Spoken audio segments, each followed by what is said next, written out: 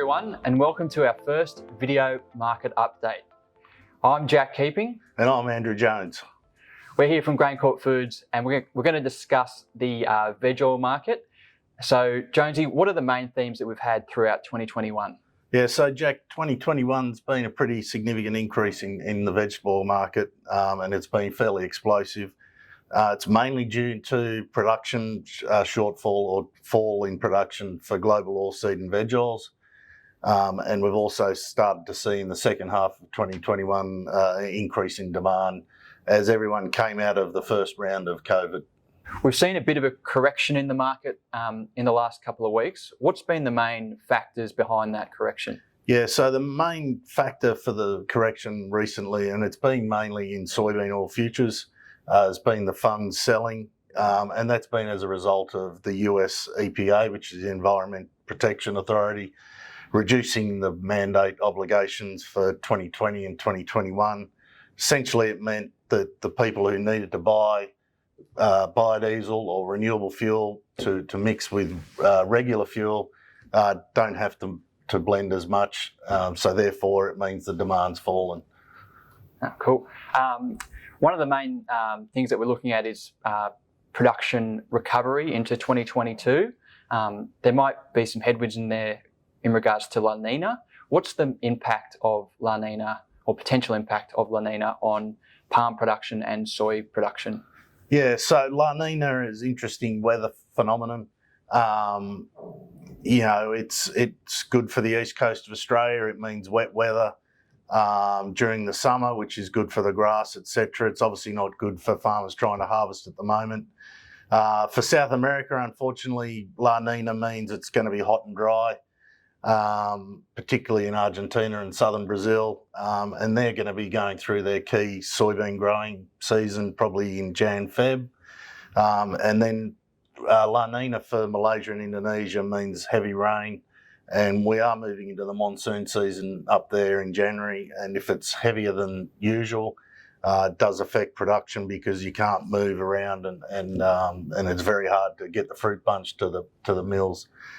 So production-wise, it's not good for the global soybean and palm oil situation. Yep, understood.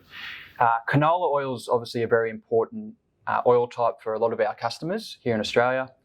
It's a big commodity grown by our farmers.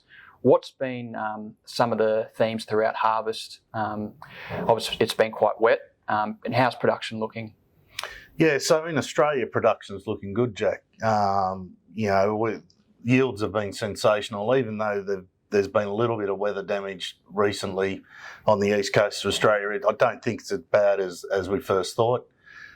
So seed production is very good. Unfortunately, the demand from Europe is very strong for seed. So at the moment, we're seeing very strong demand from Europe for their biodiesel sector. They need to import probably 5 to 6 million tonne of seed, and they're going to try and get as much of that as possible from Australia. Globally, Canada obviously did not have a good crop.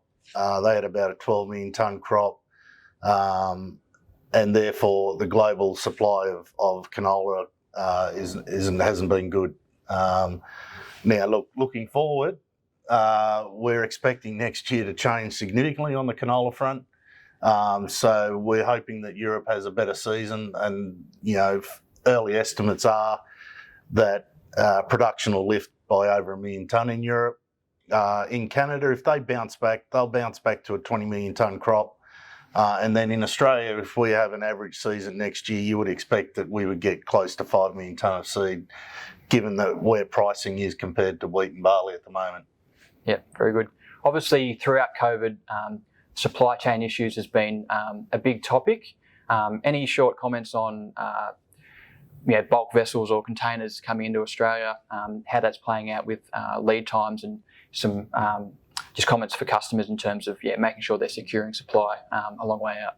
Yeah, look, on the supply chain side of things, obviously container supply chain has broken down significantly on certain routes, and that's due to shipping companies getting rid of routes because the delays going into ports.